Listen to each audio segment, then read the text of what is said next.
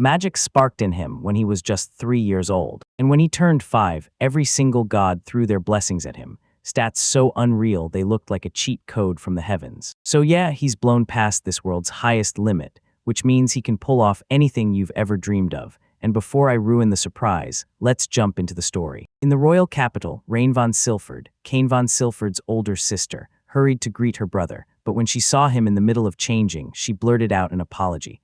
Kane von waved it off and told her it was okay, because he'd been changing anyway. While his older sister was praising his look, Kane suddenly remembered he'd once been Kazuashina. Then he got reincarnated into this world, and now he's living as Kane von Silford, the Margrave of Gracia's third son. Rieni finally spills why she's here, and because it's been forever, Kane's ended up staying over. She came to lure him in for tea, then promises a stroll through the garden right after. Turns out Kane wasn't just wandering, he was gearing up to head straight for the guild. So he swallowed his pride, apologized for real, and swore he'd grant her request the next time around. A maid met her in the hallway and couldn't believe she wasn't with Kane, so when she learned Kane had headed to the guild, her shock hit harder than ever. She blurted out that he goes there every single day, even when he's staying at his other residence. Ever since Kane snapped back into his past life memories at just 3 years old, he'd been secretly training magic, and at 5, during his baptism, the gods finally cracked the truth, why he'd been reincarnated, and ordered him to build this world. And somehow he stumbled into the most insane blessings ever,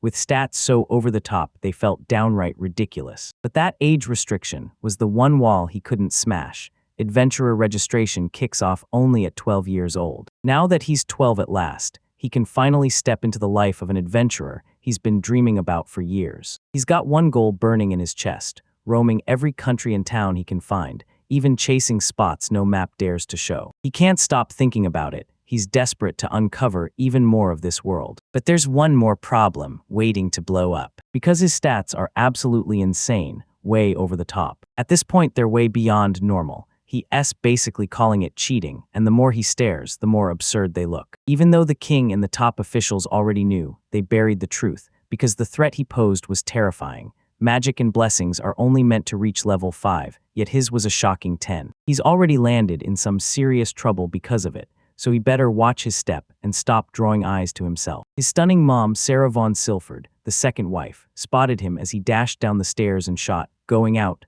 Kane nodded, then told her he was heading straight to the guild. Sarah clocked the pale look on his face and pressed, "Are you pushing yourself too hard?" Ever since Kane's mom watched him get made a baron at 10 and then go live apart, she's still sharp as a hawk, so when he told her he was totally fine, she still clocked everything, and he promised he'd just pop into the guild for a minute today. Ever since Kane's always carried more responsibility than most kids, Sarah can't shake the worry that something's about to go wrong. She told him to take care, and he shot back, yes, promising he'd be back in a flash. He strode through the bustling market, pushed through the guild doors, and stepped inside. A receptionist with the perfect amount of manga-sized curves greeted him and clocked that he'd been showing up every single day lately. Kane nodded along, promising himself she'd finally land him a request worth his time. The guild was packed to the rafters today, because a whole wave of fresh-faced rookie adventurers just flooded in. So all the fun requests get yanked away. Then a man stumbling in with booze bumps right into him, and when the man clocked that he was just a kid,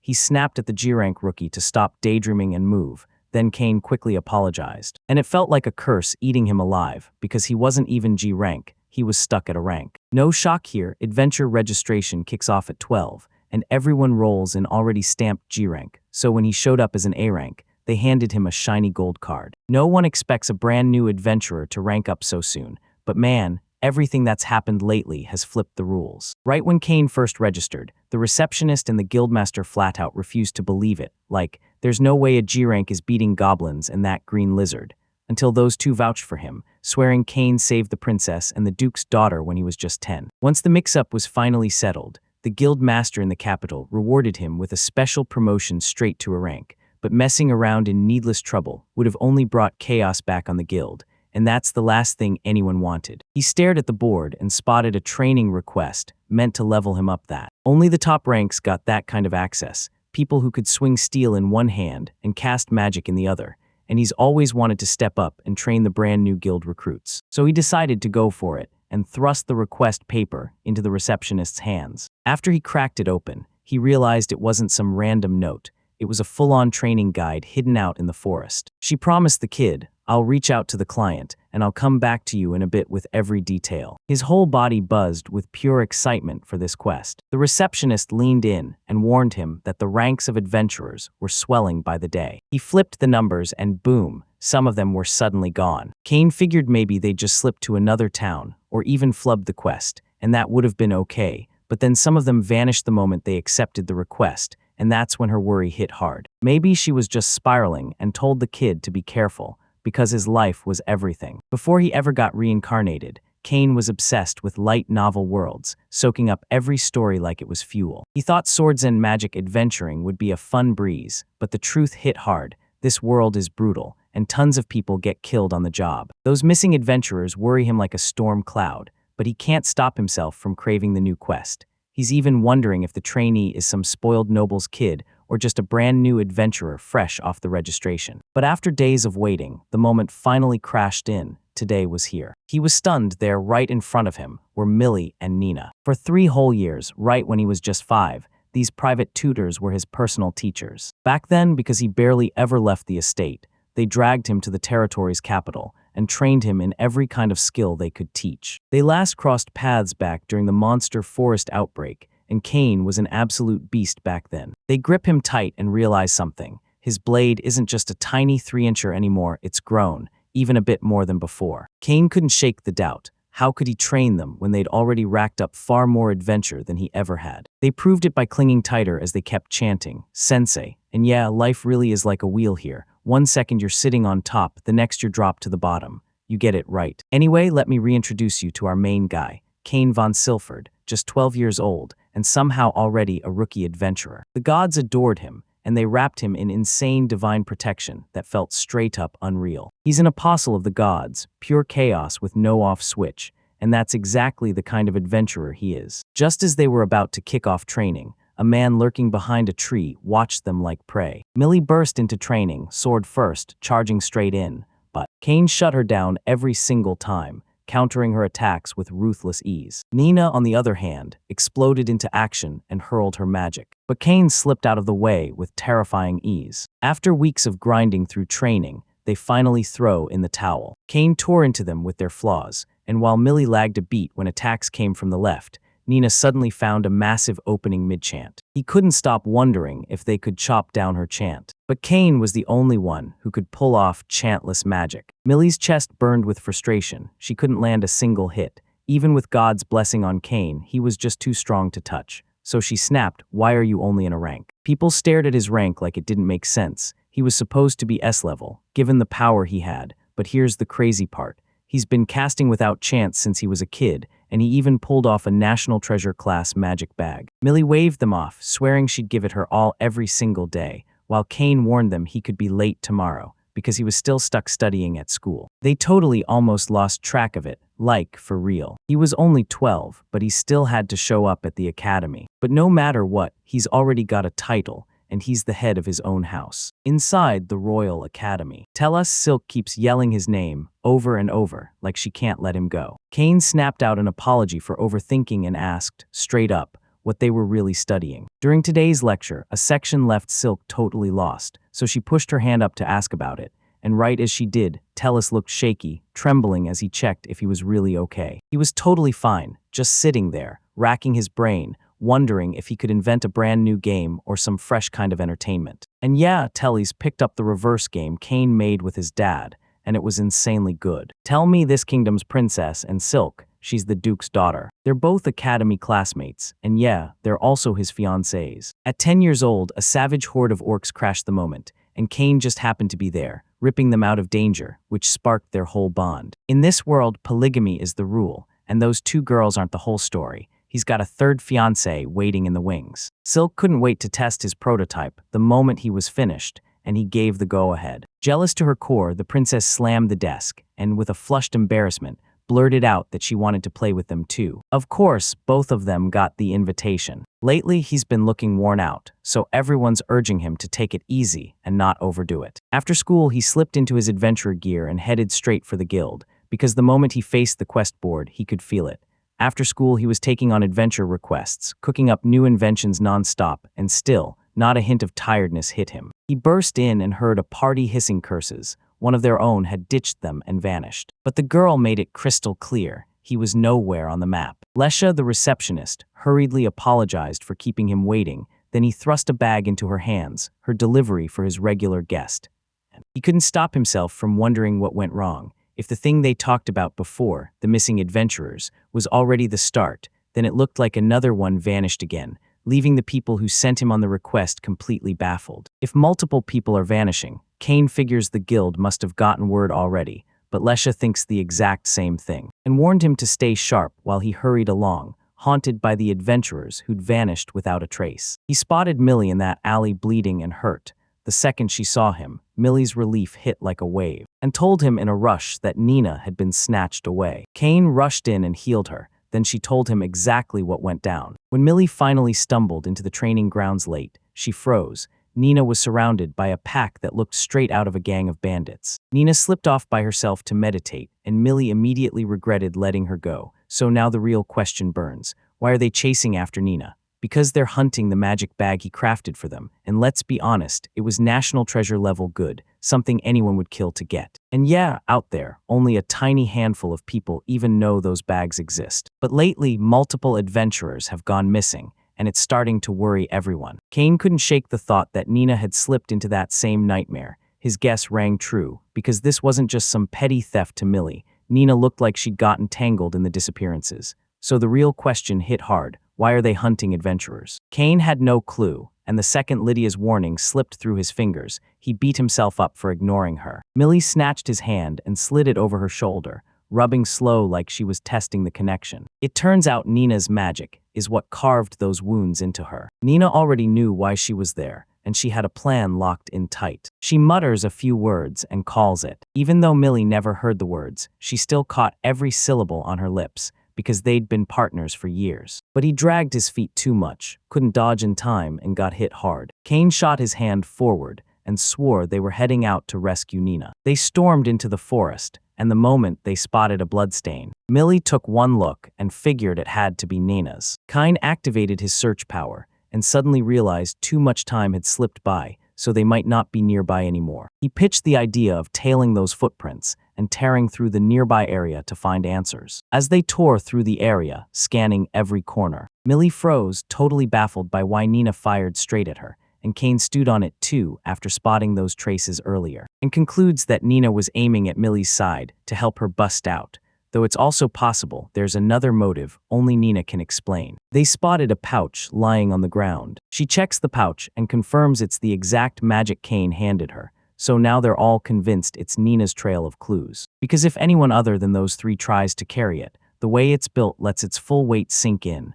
then their arm gets yanked and twisted. The kidnapper had no clue Millie was hiding there, because if they'd seen her, they wouldn't have left her behind. So Kane locked in on that thought. They weren't aware they were being hunted, and they pushed straight toward the spot where the pouch had been taken. They're going that way and cracking out the search ability to dig up every detail. About how the bandits finally snapped and turned to kidnapping. Millie figured it had to be Nina's elf blood behind it. The Liebert territory, where the elves make their home, used to be feared for one brutal thing, kidnappings. So yeah, it's not impossible, but they still can't confirm whether those missing adventurers were elves. They keep hunting, and right when it feels endless, they slam to a stop at the cliff. Kane ignites his search ability and locks onto whatever he's hunting. He spots a signal 2 kilometers up, clocks a cluster of humans there, and swears it's their hideout. Then he scoops her up and rockets through the air straight for the spot, praying Nina was safe, inside a lonely cabin deep in the forest. As Nina hung there tied up, her kidnapper grinned. He'd finally snagged an elf this time, the kind that could sell for a fortune, and he wasn't stopping there, since there were also several humans trapped with her. That creep trailed his fingers over her face and set his sights on a quick first taste. But his comrade barked that he mustn't wreck their goods, so Nina whipped her head around, shaking. She replayed the signal word she'd given Millie, call, and prayed Millie saw it and pulled off a reunion with Kane, even as she worried sick over Millie's injury, because at the same time, the two of them were already here and spotting those bandits. Kane whipped out his water orb and trapped them in its grasp. Then he kicks his search ability into gear. There are about 14 people inside, and a crew of 6 is huddled together in the back corner. Kane can feel Nina's magic in the air, and he's dead sure she's one of them. He tries to craft a distraction, but Millie snatches the plan. She'll lure the bandits in, while Kane uses his search ability to find them and rush in to save and heal whoever he can. While the bandits are plotting to ditch the capital tonight, one of their members spots the stables going up in flames and rushes to warn the others. Bandits chase him down, determined to snuff the fire out, but one of them freezes the moment he spots Kane shushing the captured. Before he could shout for help, Kane struck in a blur and cut him off mid-warning. He slammed him to the ground, and now this bandit can barely move. Those broken bones have him out of commission for a while. Kane finally loosened Nina's bindings and rushed to her side, apologizing for keeping her waiting. He tells her Millie cooked up a diversion up front and then basically ordered everyone to step outside. Nina snapped at him to head straight to Millie. If they dragged their feet, she'd be in serious danger. Because one of them was a former A-rank adventurer, and Millie couldn't possibly take him down by herself. That's why she flags Millie to grab him and get him over. She grabs his arm and dares him, "Go now, right this second." Kane clocked what was going on, and panic for Millie crushed his chest. Speaking of Millie, she was on a relentless mission, beating the kidnappers until every bit of their ugliness was gone. Wondered whether Kane pulled off a last-second rescue for Nina. She demanded answers about the kidnapping,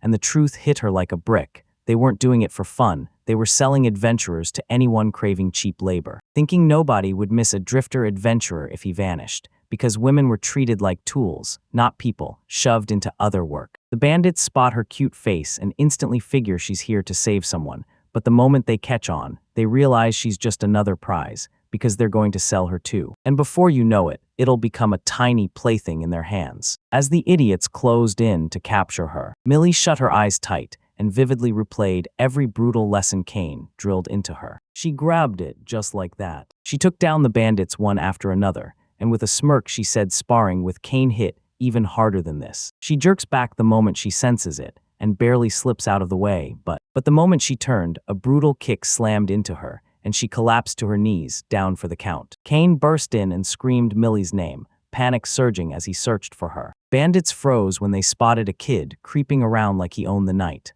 But they were stunned when Kane flipped on body enhancement and vanished in a blink straight to Millie. He bandaged her up, then told her the relief hit like lightning. Nina and everyone else were safe. He meant to take it from there, but Millie dug in and decided to finish it all on her own. She came screaming in with her sword swinging, and Bandana Guy snapped up to block the strike. Millie shoved even harder into it. Then he kicked his ugliness out of the way and slammed his mess all the way across the floor. He threw his hands up and begged for help, but his comrade just huffed, annoyed that the rats showed up again. With a blur, the hooded man snapped into view by Millie and slashed in with his dagger. But Kane shot forward fast and slammed the attack to a stop. The hooded man clocked that this kid wasn't normal, but Kane never wavered. He was sure this was the A-rank adventurer Nina had warned him about. A former A-rank adventurer, yeah, the real deal. Then Nina showed up, and the hooded man snapped his tongue like he hated what he saw. Before he hurled his dagger and bolted toward, Nina charges in, and Kane parries every dagger that gets thrown her way. Nina forces herself to stay calm as she chants her magic. The hooded stranger set his sights on snatching her as his hostage, but Nina nailed her fireball just in time, scorching the hooded man's vile presence to ashes. The man snapped at them for ruining his plans, spit out, "Nina, die," and even before Kane got reincarnated, he could already feel that same sickening rage boiling up inside him, and realized that this hooded man wore the exact same face as the guy who killed him. Rage surged through him, and before he could even think, he accidentally forged a massive fireball. Nina lunged to stop him, but he was already gone. He finally snapped. He couldn't hold it back any longer. And then he tore through the forest until every last tree went down. Oops, he went and did it again. Then they handed the kidnappers straight to the guild, and suddenly the whole adventurers are getting targeted. Case became guild business. Turns out the enemy behind it was a massive organization. As for Kane, the king and his own people laid into him, and now he's stuck under strict house arrest. First, the moment Millie and Nina showed up to see him, he shot them an apology for not finishing the request they handed him, and the two of them instantly got it, then told him why they'd come all this way. After Nina thanked him for saving her, they lined in at the same time and planted kisses on his cheeks. Kane's face burns like my itchy scratch egg, and he remembers it was the same back when he was 8. Now he's 12, and Millie chimes in, then measures him and declares he's the wielder of 5-inch swords now. So yeah, they're hunkering down in the capital for a while, but the second a new quest drops, they'll be gone again. Kane shot his hand out and promised her that if anything came up, he'd gladly join them again. Seeing Kane's smiling face, Millie suddenly realized he wasn't the same kid anymore, not the one she knew at 8. Then he shot forward, grabbed his hand, and nodded along, accepting every word of his offer. Only after his suspension got lifted, when the chains finally came off. At the Royal Academy, Silk pulled Kane aside and begged him to come over and play reversey with her. But right after school, Kane's got something important to handle. A whole week has passed since they shoved him onto probation. Today, he finally got the green light. He stormed into the forest and brought the wild world back to life. It was finally over. He just had one job, fix that cabin, so he triggers the whole repair system, from structural fixes to full-on cleaning of the building. In just a few heartbeats, it was over. Even if Kane tore it down or someone else ended up using it, he still felt it. This cabin had a first owner long before Kane ever showed up. He sank into a rocking chair, and a weird, calming quiet settled over him like a warm blanket. Ever since he reincarnated, every single day in this world has felt like chaos, until now, when he finally gets a rare, quiet breath of peace. He nodded off, and when he finally came to, he saw it. A girl's silhouette stood there, and he thrust out his hand, shouting, "Lady Sylvia." Then the moment she asked who he was, he cracked his eyes open and demanded, "Who are you?" This girl is Rachel, the owner of this house. And later, he ended up right across from her at a table, sipping tea like they had all the time in the world. After he told her everything about the ruined house and how he'd repaired it, Rachel finally turned to him and thanked him. Kane threw herself an apology for all the mess she'd made in her house, and even ended up crashing to sleep there too. Rachel usually stays in the royal capital, so this place has been sitting empty for ages. Then it rained for days, and she started panicking about leaks, but when she saw it was spotless, Rachel blurted out, "Did you clean this?" She thanked him for taking care of it, and she just knew her dad would be thrilled too. Her mom was gone when she was still little, and her dad carried her through life alone until he got sick a little over a year ago. They weren't exactly swimming in money, so this grave looked plain and underwhelming. After her dad died, she fought tooth and nail just to stay alive, grabbing every kind of job she could find in the capital to finally earn a real grave. And the crazy part, she hasn't saved a single coin. Every job she lands pays miserably, and surviving in the capital drains her wallet even faster. So she decided to grab the stones herself and hurried back. After all, mountain rocks are basically free for the taking, so Kane has just one question. So she can even chip a stone. Cool, but how in the world is she supposed to drag a grave-sized rock back by herself? Blushing with pure embarrassment, Rachel hides her face at her own stupidity, and since she'd already helped him a ton, he steps up and offers to help her back. Honestly, he could whip up one with creation magic in seconds, but it feels wrong to him, like cheating fate. They set off on foot and straight up ask her if she knows where they can find the stones. She showed him the necklace her mom left behind, and dropped the bombshell that her mom got it from her dad all the way back when she was still young. That rare stone sparkles like crazy, shifting with every angle. Her dad was a hunter who got chasing prey up on the mountain, slipped inside a cave, and somehow found it there. Even if her dad was tough as nails, illness still broke him, so when she started to sink into gloom, Kane snapped her name to get her attention. Rachel snapped back into a cheerful smile and kept talking, because her mom had sworn this stone was magical, a special little wish-giver she treasured with all her heart. Rachel was just a kid then, so she believed every word. But once her mom died, Rachel climbed that mountain alone, hunting for the stone again, and begged the wishes to bring her mother back. She couldn't even make it down that cliff, but thank the stars, her dad tracked her down and carried her back home. That's why she knew exactly where to go to grab the stone they needed. All right, then they charged up the mountain, battling goblins as they went, and hauling themselves across a rickety ladder. After that, Rachel looked totally wiped out, so Kane urged them to take a breather, but she snapped back and refused to stop. Honestly, she thinks they're close now, like, finally within reach. Catching sight of her already getting close to the cliff, Kane barked a warning, because the rain hadn't stopped lately, and that ground was slick as ice. She opened her mouth to say she knew. He suddenly slipped, then crashed to the ground. She swallowed her fear, apologized for dragging Kane along with someone as useless as herself, and then she froze, because Kane suddenly sprang in to save her. She couldn't believe her eyes. Everyone was floating in midair. She jolted when he told her they were about to fly down. She shook her head, wondering if Kane was just born to break hearts. They touched down slowly but surely, like the whole world was holding its breath. Kane lined in and ordered her to search in a very specific place, a spot where you could spot the cave looming in the distance. They come to the cave's mouth, then slam on the brakes, because they're not going in yet. Kane shot her a look and told her to hold tight.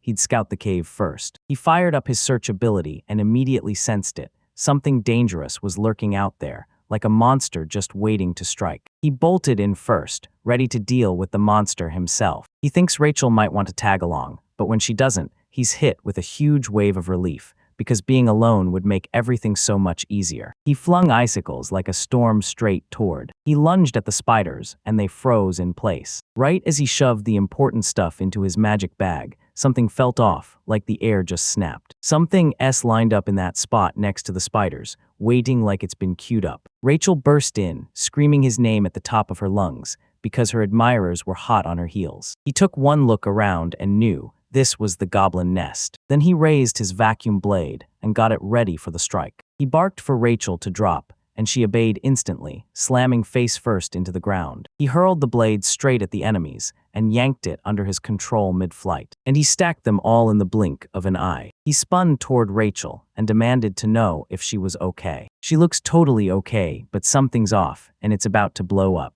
But his heart slammed in his chest. He never saw the monster return. Out of nowhere, a spider lunged at her. Then she snapped it away by smacking it with a stone. After he wiped out the last monster, Kane blurted out that he couldn't believe how stunned he felt. Realized just how strong she truly was. Yeah, that's the lesson her father drilled into her. Use every single thing you've got to stay alive, and hit first, before the world gets to you. She stared down at the stone gripped in her hand. Now pay attention. It's the exact same stone as the pendant, which means the real source is buried way deeper inside the cave. He flicked the light ball on, blasting the area into full view. And he couldn't believe it when he saw the stones they kept pulling up. It was pitch black earlier, so they never saw it coming, so he grabbed the girl and asked, "Is this the right place?" Rachel swallowed her pride, apologized for acting childish, and confessed that deep down she still clung to that childish legend, because she couldn't stop hoping she'd finally meet her dad. As she dove in and started snatching up the stones, Kane dove into his creative magic for the very first time, unleashed their creative magic, and shoved the memories into the world through projection. A thick mist crept in slow and silent, swallowing the whole place. A lone man's silhouette suddenly burst into view. Rachel looks totally lost as she asks if it was her dad. Kane's stomach drops because, yeah, he thinks he messed up.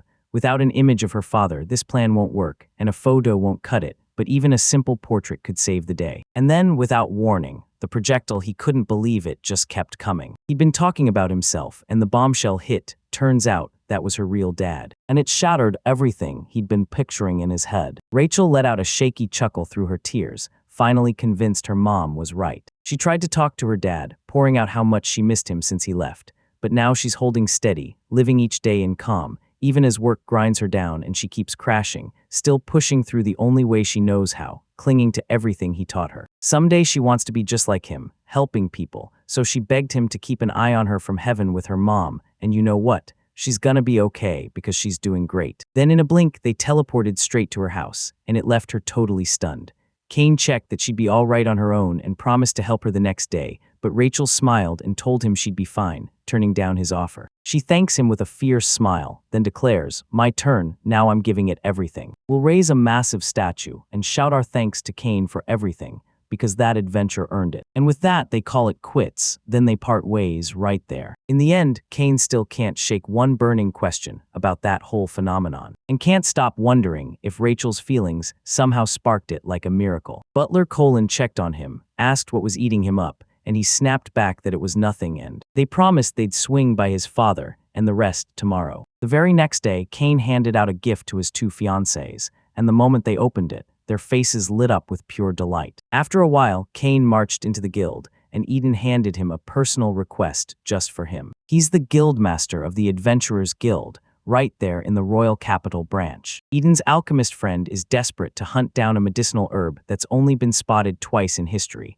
once 200 years ago near the Western Lake, and again 100 years ago inside the Monster Forest, and it's so rare they'll do anything to get it. It's only a search request, not some fancy collection. So as long as Kane goes and hunts for it, everyone's satisfied, and honestly, this feels like nothing more than a setup to send Kane to the Western Lake. He treated it like any other request, then froze when Kane actually tracked down the herb. Still, he couldn't stop hoping Kane would step in and take care of that girl. Speaking of that girl, this might be his third fiancée, Tafana. After spotting him by the Western Lake, Tafana lunged in and wrapped her arms around him fast. Yeah, remember, she's his third fiancée, the Duke's daughter from the Liberty territory, and she's also the captain of the Royal Knights in the Kingdom of Esfort. Tafana suddenly snagged some free time, so she went straight to her brother, and she was thrilled it worked. Kane told her she didn't have to bother Eden, but Tafana fired back that they were both slammed and barely ever got to see each other. Plus, their engagement was still a secret. If anyone caught the Knight Captain and Baron Kane, the hero, sparking a romance in the middle of town, it would have turned into a full-on scene, but the plan was to go all out, and Kane had no clue what she meant by that. But it finally clicked for him, the moment she ripped her sword from its sheath, and she said she'd been counting the days, dying to train with him. Kane drew the real sword and got ready to strike, and he activated his body enhancement, blasting his power to life. When they collide, Tafana had already clocked this kind of speed from her darling, while Kane swore she landed even harder than last time. Right before their swords slammed together again. Like you'd expect from her, not one step is sloppy. Every single move hits with purpose, no openings, no wasted motion. What she meant was simple. He'd gotten stronger than the version of him she remembered from back then. And she couldn't help but feel thrilled about it, yet it still kinda stings deep down. She stacked mission after mission and trained until her bones ached, just so she could finally catch up to him. Kane hurtled through the air, flipping like a blade, and he swung his sword down. Tafana snapped her blade up to block it, but the shock ripped her weapon clean in half. He dove in and smashed straight into the water. After a little time passed, Kane finally turned to his master and started talking. That legendary ex-king of Esfort, the creator god himself, Yuya Terra Hersua Esfort. Yeah, the name's a mouthful, so let's just call him Yuya. Kane spilled the whole story, how he'd shattered Tafana's sword, and admitted he was freaking out, even after she told him not to worry. He tried to repair it, but no matter what he did, it simply refused to work, like it was cursed.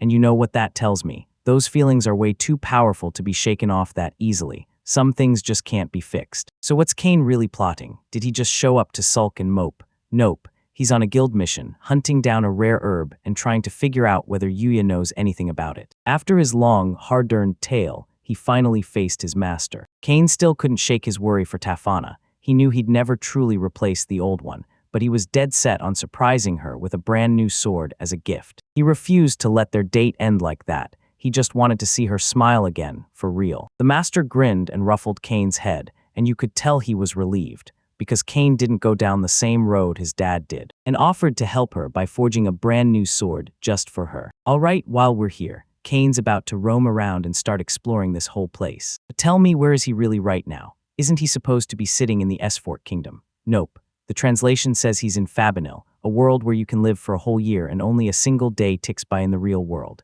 He trained there for about 5 years, so in our time, he only lost 5 days. And get this, there's a monster roaming Fabinil that churns out the absolute highest purity mithril from inside its body. Yuya wants Kane to go snatch it, because they're using it to forge the sword. He's pretty convinced that the herb his student was hunting for is hiding somewhere right around there. And he told him, don't worry, based on your current strength, you'll be back in about 2 months. After that, Kane kicked off his journey, and couldn't stop wondering where on earth the thing he was hunting was hiding. It's been a full month since he tore through every inch of the map looking for it, but he still hasn't tracked down a single monster that fits that exact description. If he drags his feet too long, everyone's going to assume he's vanished again, another 5 days on the clock. He started to worry his master memory was finally slipping, because get this, Yuya had already been alive for 110,000 years. Suddenly, the world lurched. An earthquake slammed into the ground beneath him. He shot up into the sky, scanning the air for whatever was calling out to him. He stared at the mountain and realized it was actually shifting, inch by inch, like it had a mind of its own. Yeah, it didn't move at all, because the thing he spotted was a giant turtle. The mountains around them get swallowed whole, and everything within sight starts getting chewed up and erased. He replayed the hint his master once dropped, like it was burned into his mind. The monster he had to track down moved at a snail's pace, but it was brutally, impossibly tough. With that, he just knew asterisk. This had to be his target. If he can bring down that turtle, he'll score some high-purity mithril, but here's the catch. This monster is built like a tank, and even just staring at it, Cain knows it's going to be brutal. He shot his hand up to trigger the Flame Sanctuary, and then the Saint's Sanctuary too. Then he launched it straight at the giant monster looming in front of him, set off a massive explosion that lit everything up. He thought he'd finally wiped it out for good, but it only managed a tiny crack, barely any damage at all. He launches wave after wave of magic attacks, but nothing at all happens, not even a spark. 3 days in, Cain was going mad, cursing at the air, and trying to figure out how in the world he was supposed to pull the ore out of that monster. A crazy idea hit him. He had to get inside the turtle, no matter what. He remembered how his master clammed up and refused to give him more hints, convinced that spilling everything would be boring. Then he marched right up to the turtle, and when it finally opened its mouth, with a yank, he shoved the door open and launched straight inside. He couldn't believe it. He actually climbed inside the turtle and hunted for ore, and then, from a distance, he spotted something that glittered like pure treasure. And just like that, he vanished, and the next second, he landed in a breathtaking paradise. It felt like a living ecosystem, fully grown, fully built, and humming like it had always been there. The sky blazed so hard he squinted, wondering if it was glowing for some kind of magic. He stared in awe, stunned that the world still had more to show him, and he admitted, "I didn't know." He's like, that was insane, and once he finally has the time, he's dying to come back, because the second he realized he stepped on something, everything changed. He whipped his head around, and there it was, an angry caterpillar glaring right at him. He gulped, trying to apologize, but the monster lunged for him, leaving him no choice. He yanked his sword out of the magic box, and he slammed into the monster. He's gotta dig up that ore before the whole situation turns into a full-blown nightmare. But when he spun around, a raging swarm of caterpillars was already set to pounce. To make it quick, he summoned infernal earth and then he blasted that adorable monster into nothingness. More monsters burst onto the scene. So there was only one thing left. He bolted, yelling that he had to get out of there and finally get home. This whole situation is a nightmare. He has to grab that ore fast, but the problems keep stacking up on him nonstop. Should he wipe them out all at once? Nah, doing it that way could spark way bigger trouble. Then what was he supposed to do when he spotted a cliff looming right ahead? He slammed his head forward and activated his flying power. While he set his sights on searching from above, a bird suddenly swooped down and caught him in the blink of an eye. Mistake him for a caterpillar. Even in his mess, Cain couldn't believe the turtle was packed with all sorts of creatures inside. He dropped to his knees and apologized to the bird before he swung and knocked it out. The scene flips, and now he's got creature buddies, and the first one's named Haku. Haku and Jin, he seized their attention and begged them to help him track down the ore. And he finally halted where the plants grew, his mind buzzing with one question. Was this the herb Eden had told him to hunt down? After what felt like forever, Cain dropped to his knees on the ground, but the ore was nowhere to be found, and the silence crushed him. Then he slumped onto Haku's body and couldn't stop thinking how many days had passed since he first got trapped inside that turtle. He can't stop grinning as he remembers the turtle's body, hiding unseen plants and creatures no one's ever seen, and the whole place feels weirdly dim, glowing gently like it's alive. And then it hits hard. He tilted his head upward, and the second he spotted something, he shot into the air like a streak of lightning. If that's truly high-purity mithril, then the magical energy trapped inside has to be absolutely insane. At last, he spotted exactly what he'd been hunting for. He's convinced this ore's magical energy is what's lighting up the inside of the turtle from the inside out. Then he digs in and starts racking up a seriously good haul, realizing that every single one of these crystals would spark light onto the ore. Cain sweeps his gaze over the entire place. Before he could declare he'd only take this one and leave, Yuya was lurking nearby with a smug smile, muttering that Cain was just overthinking. Then Cain's teleportation magic kicked in. He bolted back to his master's mansion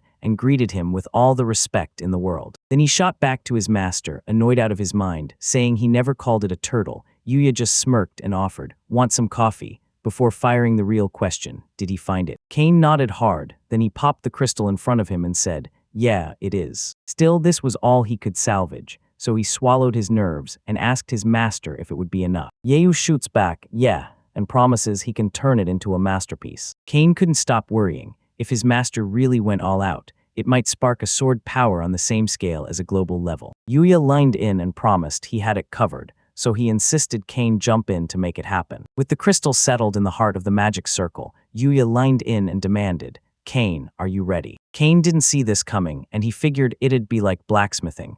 Then Yuya told him, "Blacksmithing's fine," but warned it would take a while. It was basically creation magic. Yuya told him to spill a little mana into it and picture the exact sword he wanted to forge. The student obeys, then slips into focus and sketches out He drew out the sword he'd been craving to forge for Tafana. They forged a stunning sword that looked like it belonged to legends. Even though it wasn't as legendary as the sword Yuya handed Kane, he forged it so it perfectly matched the wielder's strength. Then he tossed the sheath to the kid. Kane shot his master a grateful look and prayed Tafano would love the gift. So yeah, this is as far as Yuya can push, and now it's all on Kane. Meanwhile, Tafana looked like he was on the edge of something huge, right about to explode. She looks lost in deep thought, and when the night finally hits, she lets out a long, heavy sigh. They couldn't shake the feeling that something was seriously wrong. Kane rolled in and called out to Dame, the vice captain, and Dame shot back a greeting. He looked genuinely relieved, because lately their captain's been feeling awful. He thinks Kane could lift her mood by sparring with her, but the kid just snickers at the idea. Tafana's stomach dropped into pure panic as Kane closed in and demanded why he'd shown up so suddenly. Kane only wanted to apologize for what went down last time and hand her a gift, but Tafana cut in and insisted it wasn't his fault. It was just that she was too weak. She cringed with shame because she knew she was pathetic, and that her mess had him worried too. Right before her eyes, Kane thrust a brand new sword into her hands like a gift from fate. Sure, it's not her old blade, but he can't wait to see her take it for a spin. Tafana yanked her sword free, and she couldn't figure out whether that wild, strange feeling came from her darling standing there, or from the blade itself. When Kane admitted he only lent a tiny bit of help with forging the sword, Tafana nearly detonated from sheer embarrassment. Kane clocked her gloomy mood right away, so he promised, "When you're ready, I'll spar with you from time to time, just you wait." Red-faced, Tafana blurted out that she was over the moon. Suddenly, the night itself slammed the truth into them. This was trouble, and it was already here because a massive pack of monsters was cutting down the road. They burst outside and spotted a whole pack of lizards crawling around. Kane offered to help, but Tafana shot it down. This was their mission, and she pointed Kane toward the task: heal the wounded. She yanked her sword free and made it crystal clear. If it came to it, she'd use it. She snapped orders to Squad 3, guard Lord Kane and the wounded at all costs, while the rest of the knights rode out to smash the monsters. While Kane bandaged the wounded, he couldn't help but stare at his darling, because she wasn't just a knight captain, she was something more. And she's a swordswoman too, brave to the bone, graceful in every move and stunningly beautiful. Tafana barked at her comrade to step back, then swung her sword straight at the enemy. Me catching that smile on her darling's face. Tafana beamed at him, then said, "We did it." In the Royal Capital Guild, Eden throws her thanks at Kane, and then blurts out an apology for everything she put him through. He leaned in and told Kane, "Don't let Tafana's tough act fool you. She's way more delicate than she lets on. And she's not just smiling. People swear she's been polishing and taking care of that sword every single night, all the way into the late hours." Kane lit up when he heard that, then thrust the item he asked for right into his hands. Eden stared in shock because the impossible quest was really done. Then he rushed to thank him for everything he'd sacrificed to make it happen. When Kane finally left, Eden snapped into the truth and realized exactly why her sister had picked him. Kane was the kind of young man who made you lean in, because something about him always felt like a story was about to explode. And man, he couldn't wait for what was coming next. Inside the Royal Academy, Kane's two fiancées just stared at him, frozen like statues, and he snapped, "What's wrong?" Silk heard what happened to Tafana the other day, so Kane snapped, claiming it was his fault since he's the one who broke it. Yet when he looked up, the two just stared, totally lost. He couldn't shake the feeling it wasn't really about the sword. Then Telly's heard they'd even gone on a date by a gorgeous lake. Then they saddled up and rode for what felt like forever, side by side. Silk already knew Tafana was his fiancée, so it didn't bother him, but she couldn't stop the jealousy from gnawing at her. She just wanted a calm tea date with him, talking for a little while in peace. Tellus decides she wants those sweet dates with him too, realizing he's been locked into adventurous work the entire time. Kane shot the two of them an apology, then boldly suggested they turn the next break into a date. As he's hit with the idea of where he should take those two on a date, he suddenly slams into Palma, then blurts out an apology on the spot. They slid onto a bench, and he apologized again for crashing into her, like it wasn't his fault that his head had been gone for a second. Palma couldn't wrap her mind around it. Someone like him suddenly acting like that made her think he must have been buried in work lately. Kane shut that down fast, then leaned in and asked her about something beautiful, because he needed fresh ideas for what he was chasing. Palma looked totally baffled at first, but still nodded and answered that she couldn't stop staring out her window after the rain. The whole town glittered like crazy, and sometimes a rainbow even slipped into the sky. But it was only what she'd assumed, and in the end, Kane was still the one who held the power to decide. Suddenly, flower petals flutter onto her hair, and Kane reaches for it just as it falls. He brings that place back to mind, flowers everywhere, the view so gorgeous it almost feels unreal. When he suddenly broke into a smile, Palma froze. Was he really okay? Kane shoots her a grateful smile, because her idea just hit like a home run. Days stacked up, and it was like our boy was cooking up something huge behind the scenes. And not a single maid missed it. The day they'd been waiting for finally arrived. When the two finally pulled up to his mansion, they couldn't help but thank him, again and again, for the invitation. Kane leaned in and dropped a genuine compliment on their looks, and marched toward the backyard, where he'd already set everything up. When they finally reached the place, the two of them froze, because the garden was stunning beyond words. But it turned out that beautiful thing he bragged about wasn't what they'd seen at all, so they stepped inside. Then right there, he revealed a breathtaking expanse of pure white flowers. Still, that wasn't the whole story. Kane pressed the flower, and its memories lit up. Then the whole place lit up. Boom. Those blue petals burst free and rained down onto the ground. Once the whole place turned into a dreamy sea of pale blue blooms, it felt like Haku and Jin were floating right there in the sky with them, and that made their hearts soar. As they sat there, tension crackling in the air, Silk asked Kane if this flower field meant something special to him, because the guy looked insanely happy. Kane just nodded in agreement. He said it was a moment he'd seen ages ago, back when he was still just a little kid. That sweet scent of the flowers slammed him back into his childhood memories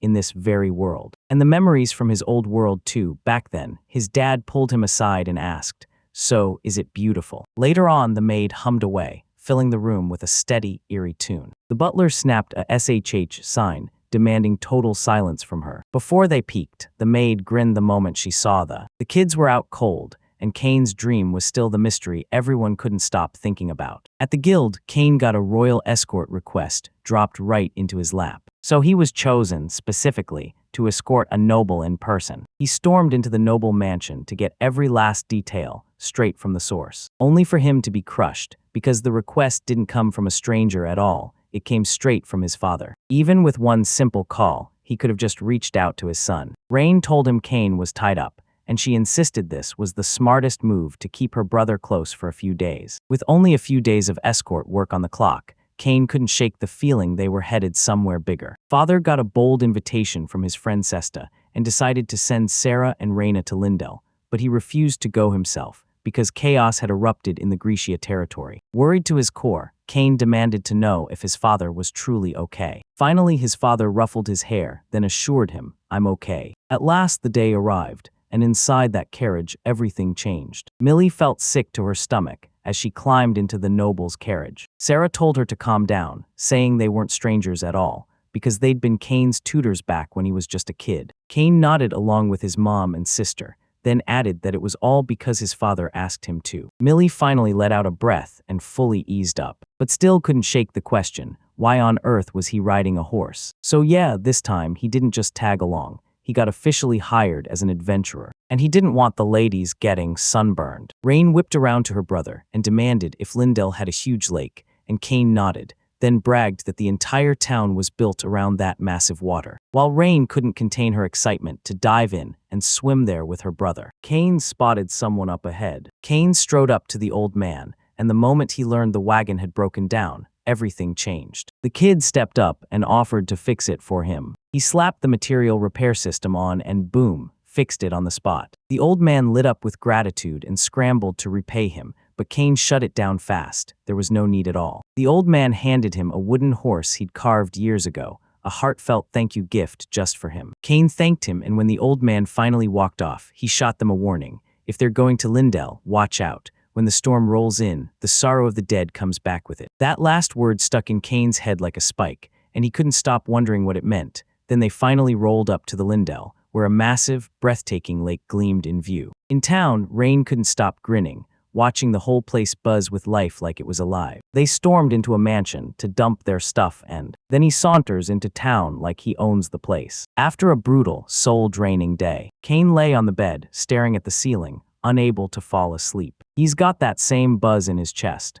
like a kid the night before a field trip. Honestly, I didn't think this trip would happen at all, but wow, it's been insanely fun. Out of nowhere, a haunting melody hit his ears, and it made his whole world snap to attention. And storms outside to track it down, only to come back empty-handed, finding nothing. He rips on his adventurer gear and storms out to track down exactly where it came from. He finally reached the lake, but the singing vanished into thin air. As he couldn't shake the doubt, was it real or just his mind playing tricks? A girl suddenly popped up right beside him. Morning broke, rain came down like it was daring her to grab her brother and dive into the swim together. Sarah shot them a warning to stay close, and Rain nodded, fully on board. She nearly drowned because she couldn't swim a single stroke. Big Bro slams the creation spell down and summons a massive bubble into existence. So now, thanks to this, her little sis can finally take to the water and swim. Kane stared at the two and couldn't help asking why they weren't linking up with Millie, and Millie shot back,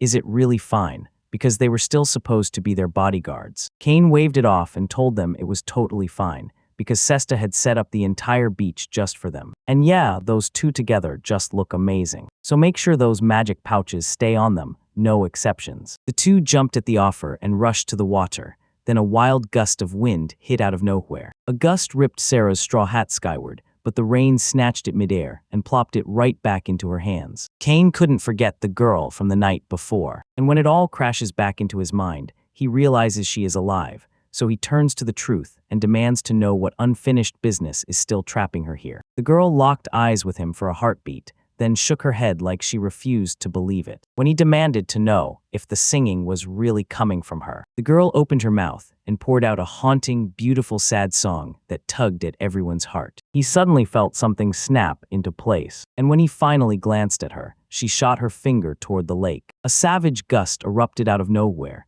and the girl vanished into thin air. While Rain was lost in thoughts about the girl, Rain suddenly heard him and demanded, "So you're checking someone out now?" Kane immediately denied it. It turned out the thing wasn't anything at all. It was a ghost staring right back at them. Then he spills the whole story, and little sister can't help it. She bursts into a chuckle, teasing her brother for somehow snagging a girl ghost too. Mother Sarah lines in and demands to know what his plan is. He tells him if that girl still has lingering regrets and that's why she won't leave, then I'll help her. After a little time, Kane realized he couldn't count on things staying smooth, and they were all relieved. Now they could officially move forward on that request. He trekked to the lake with Millie and Nina, then halted right in the middle of it. Millie couldn't shake the feeling that this was the spot the ghost warned her about.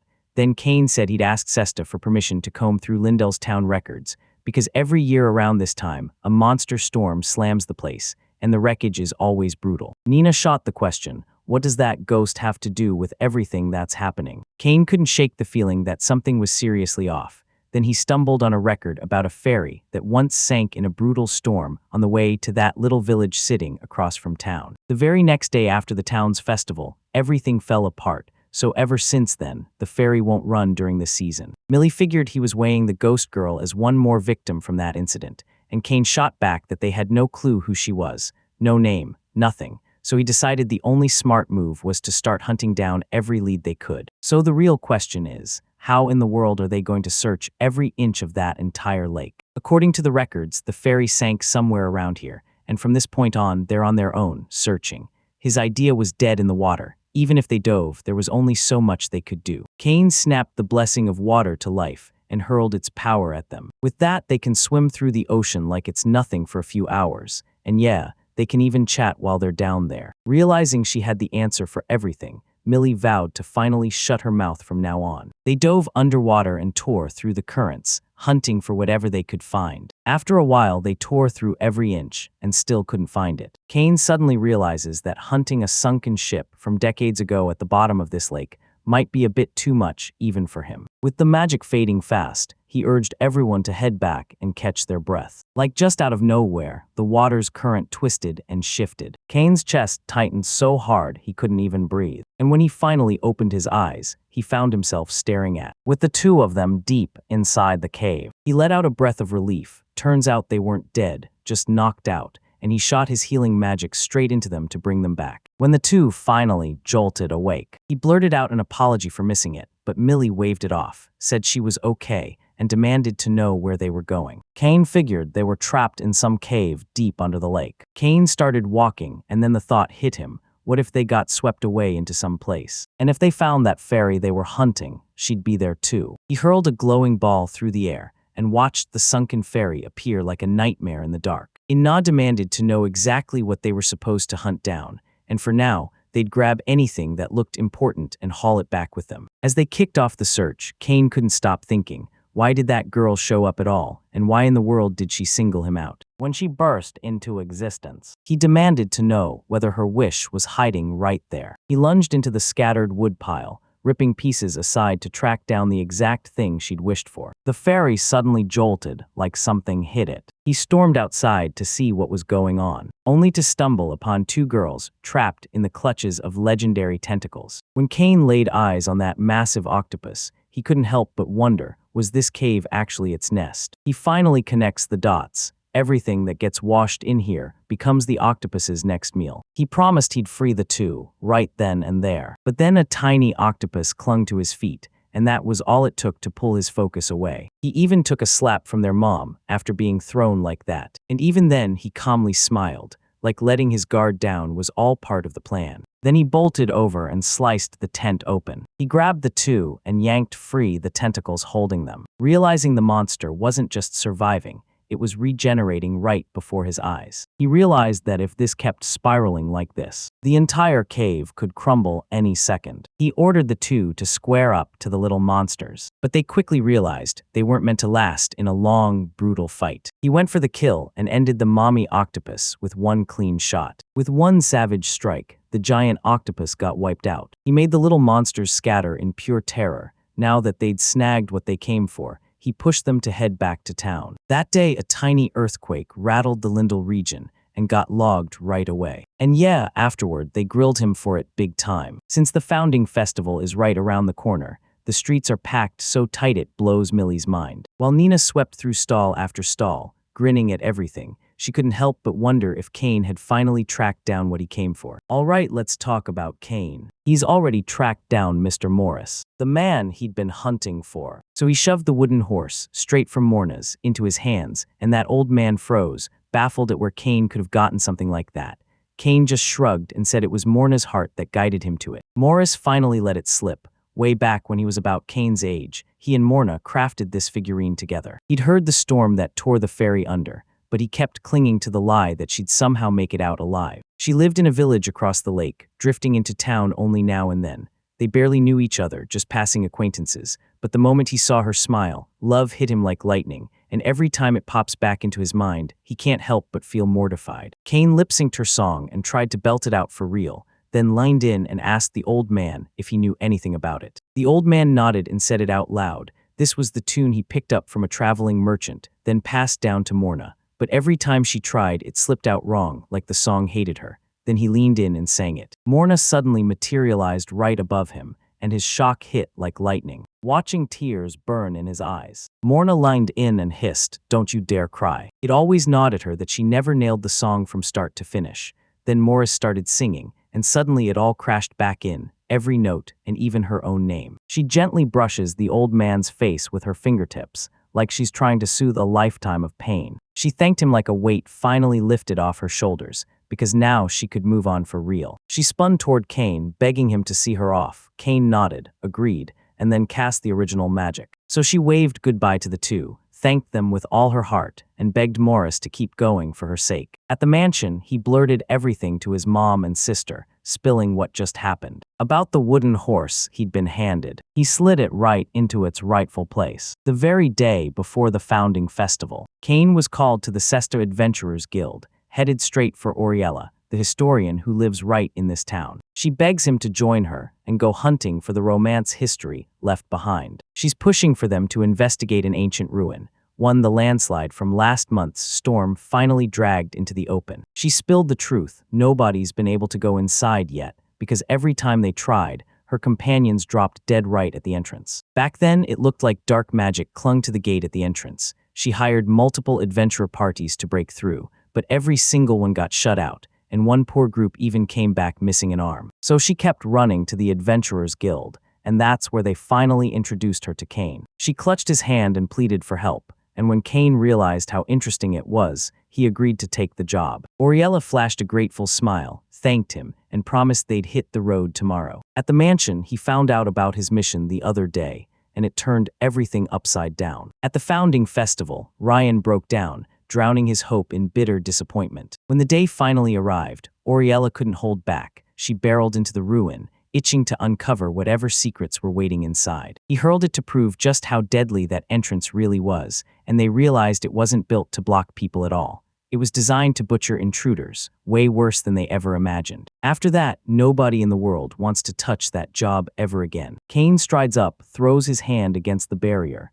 and shatters it on the spot. He casually says the barrier is gone, and Oriella's jaw drops in pure shock. He warned that the recent earthquake could have cracked the barrier, then urged us to brace for what comes next. As they charge deeper into she's bursting with excitement as she spots the treasure chest. A brutal rock crashes down on her chest. She's seconds from dying. Then she spots ancient figurines, and just as she steps in, a blade slices in and nearly ends everything. Kane snapped at her to breathe, telling her to let him check the trap first. After mowing through those traps, they finally hit the dead end, and it's empty. No treasure, no answers, nothing at all. Kane snaps his head around, and a gut feeling screams that something's off in this room. As soon as a foot lands inside a magic circle, the vine lunged out of nowhere, snapping to grab all three at once. He fought to break them free. He sensed these plants weren't acting hostile at all, and that made him wonder if they were secretly setting up something. All right, so he shrugged, played along, and decided to see what would happen next. When those vines finally let them go, a brand new place bursts into view. A tiny, adorable golem waddled right up to him. But when he whipped his head around, massive golems towered there already, standing like living fortresses. He watches them closely, and somehow he can't feel a shred of evil in them. He glanced at the others and couldn't shake the thought,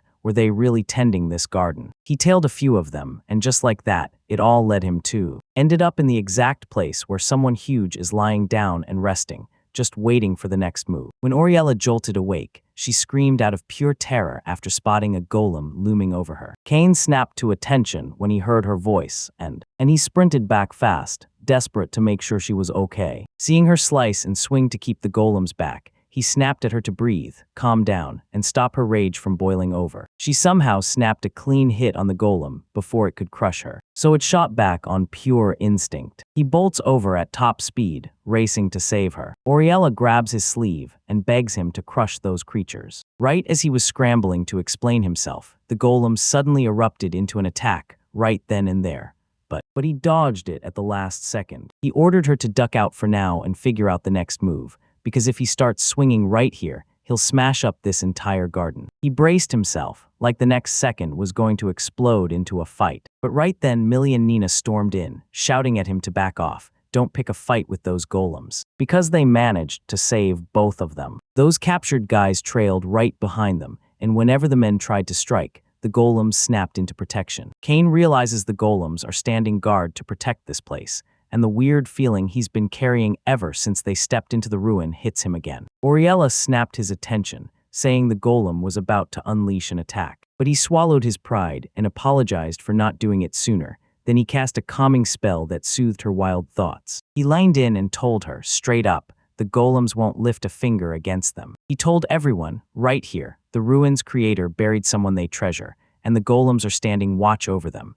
And he insisted the whole ruin was built to defend against anything it decides is a threat. If Oriella hadn't panicked so hard, those traps never would have sprung. The ruins were so jaw-dropping that it felt like the builder genuinely wanted visitors. So long as they weren't here to ruin the place, they could have strolled right in without a problem. Once Oriella finally gave in and agreed to leave, Kane leaned in and said, let's do this right, drop by with flowers now and then, and squeeze in some sightseeing while we're there. Oh, and these captured guys. They're the adventurers Oriella hired earlier, so now she's ready to hand them straight over to the guild. Kane's crew is tearing back now, ready to jump into the festival celebrations right where the fun is exploding. The whole place was buzzing, and Mina felt that they made the right choice. Then it all crashed, because in the end they didn't score a single real result. And right when it hits the part about results, Oriella suddenly bursts into the scene. She pops up and holds out the thing she just snatched, and the way she's glowing with excitement makes you instantly desperate to know exactly what it is. Kane offers to lend it to him, swears he'll get it back afterward, and tells him he's got a strong feeling about what's inside. And he's thinking, if my gut's right, this is gonna be the perfect move for today. When night finally fell, they hustled down to the beach and packed in as many people as they possibly could. While everyone was scrambling to figure out where Kane went, a boat suddenly appeared on the horizon. Suddenly, the sky erupted in fireworks, lighting up everything in sight. They're left staring at it in shock, split between was that a spell, and was it just an explosion? Rain's jaw dropped when he spotted Kane out in the middle of the sea, clutching a glowing thing like it was about to change everything, and told her mom, "Look up, take in that beautiful sky." Sarah followed her instructions, and when the fireworks lit up the sky, she couldn't help but gasp. Each blast looked like glowing flowers bursting open in the night. Turns out those explosions rattled every nearby village, and yeah, later he got yelled at again. In the kingdom, the king leans to the window, watching a whole world breathe in calm silence. He can't help but pray days like this keep coming. Then a messenger rushes in, saying a mysterious, powerful spell tore apart the southern forest last night. Spotting Kane, the king slammed his palm to his face, waved the messenger off, and said it was nothing, no enemy strike, because he already knew only one person could pull something like that. The messenger leaned in and told us that earlier today, right during Lady Tellus and Lady Silk's game of reverse, those palace vases got smashed to pieces. The king snapped that she must keep everyone safe, but when she reported back, he froze, because another disaster report just dropped. This morning's report was all about Tefana, back from the campaign, and the expedition had cost a pretty hefty fortune, but she was about to jump into training with Kane, so after she handed him the expense document, she left the rest to him. She said the envoy from the Marineford Theocracy is set to land in exactly a month, just like they planned. From what the king saw on the expedition, the monsters around the neighboring regions are spiraling into full berserk rage. Because a rampage could erupt any second, he snapped into action and ordered the alert level raised. As soon as the messenger walked off, he clocked it. At this pace, these guys were supposed to carry the kingdom's future on their shoulders, but he can't shake the question of how wild and free-spirited they really are. Kane can probably smash the monster problem, but diplomacy is the real beast, and as he wrestled with it in his head, he couldn't shake the question of how to fix it. A wild idea struck him, and he wrote to that person instantly. Kane and Tefana were knee-deep in sword training when Tellus and Silk finally showed up. But Kane couldn't shake the feeling something was up, and when Tellus gave him that pouty look, she pressed him to ask, did she need a special reason just to go see her fiancé? After Tefana clocked the red faces on Tellys and Kane, Tellys finally blurted out that she had a reason to meet him today. Her dad's letter landed in their hands, and he begged them to sit together and read it out loud. In just 1 month, the king is throwing a huge event to welcome an envoy from the Marineford Theocracy, and now he's hunting for help to make sure they're entertained the moment the envoy arrives. Kane, Tellus, Silk, and Captain Tefana are about to take off, right when the action finally begins. They've got to spend a whole month training in that castle, so they'd better gear up and be ready. Inside the castle, a toasted bald egg sizzled and snapped like it owned the place. Egg stood right there in front of them, staring them down. They looked at what happened and instantly realized it wasn't just practice, it was combat training. When the royal knights burst out from behind, Kane couldn't help but wonder, was this really just combat training? To his jaw-dropping surprise, every single one of them got handed an apron. They're gonna learn how to cook. Right here, your rank and power don't mean a thing. The only thing that counts is your cooking skill and your hospitality from the heart. The bald egg slapped his hand together right before. Before the lesson even starts, they get everything set. Then boom, they jump straight into the hands-on practical training. Kane just stood there, locked on the textbook like it was pulling him in, realizing just how brutal it was. He asked if he could use magic, and the bald egg shot back, no, saying magic is forbidden and real hospitality means handmade sincerity. And with that, they poured everything they had into cooking it right. But every last one of their efforts collapsed in failure. After a bit of struggling, they finally whipped up a damn good meal. And then he finally won the chief cook's approval. Then the big day finally crashed in. The four of them clutched their nerves as they stared out into the sea of people, while the king kept pacing,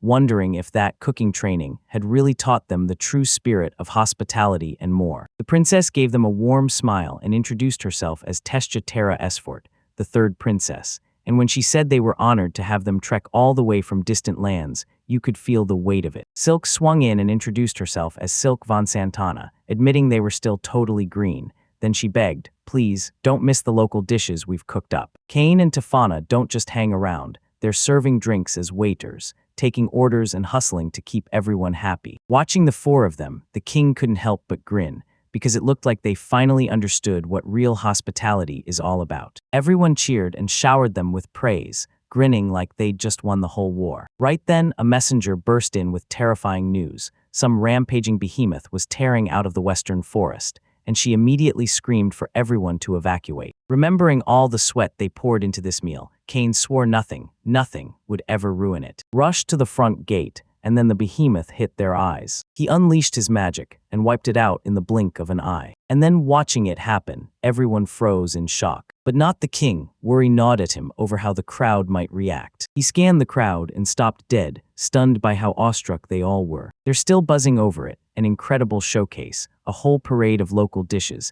and then they smash it home with a gigantic roast behemoth, something they'd never lay eyes on in the theocracy. While Kane's mind spiraled, convinced he'd messed up again, the king leaned in and whispered, like he knew this boy was packed with surprises, planning something this big. Kane shoots out an awkward little "yeah" to confirm it with. With Tellus in his corner, they declared this is the exact way Kane is supposed to be. Everyone dove into the food and practically lit up at how insanely delicious it was. So Kane and the others crushed their duties and wrapped everything up on time. Inside the Royal Capital Guild's headquarters, showed up with his head a little low, then confessed to Lesha that his stomach was growling. Because he was slammed all morning, he totally spaced out and forgot to eat. Right now, he's convinced every bite he takes will taste unreal, and Lydia can't stop wondering why the food after work always ends up tasting so unbelievably good. So he couldn't shake the question, why would he come to the guild when he could have gone straight to the cafeteria if he was starving?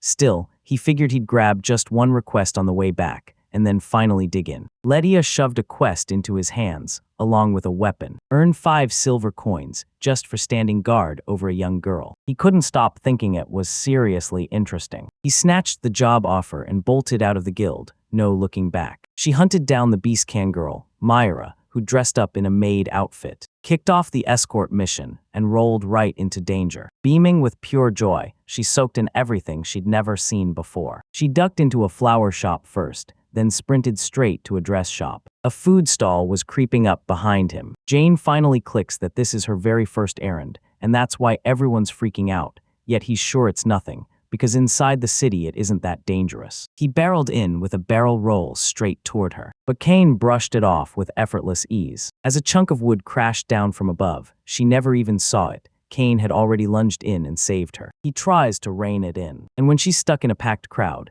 he blasts magic into the air and makes strangers suddenly swivel and march off the other way. He figured she was closing in on the house. 3 ruthless bandits were seconds away from snatching her, but they froze in disbelief when one of them crumpled to the ground. While one of them planted another desperate kiss on the ground, the bandana guy snapped with rage, demanding he step up and fight him fair and square. Kane burst in and pressed the dagger right against his throat. He demanded to know who the guy was, then shoved his sword at him, and got knocked out cold in an instant. Mentioned what he'd do earlier. When Kane heard that, his whole body froze, because she'd already noticed him even back then. As soon as they stepped inside, she beamed and rushed to greet her mom with joy, who greeted her with open arms and peppered her with questions about the city, and Myra lit up, telling her it was the most fun she'd ever had. Then this big brother burst in, boom, bam, snatching her out of danger with instant rescue. Mom stared at him and asked, "Are you Kane?" Then demanded he yank off his mask. Kane apologized for getting spotted, but Mama waved it off, said it was totally fine.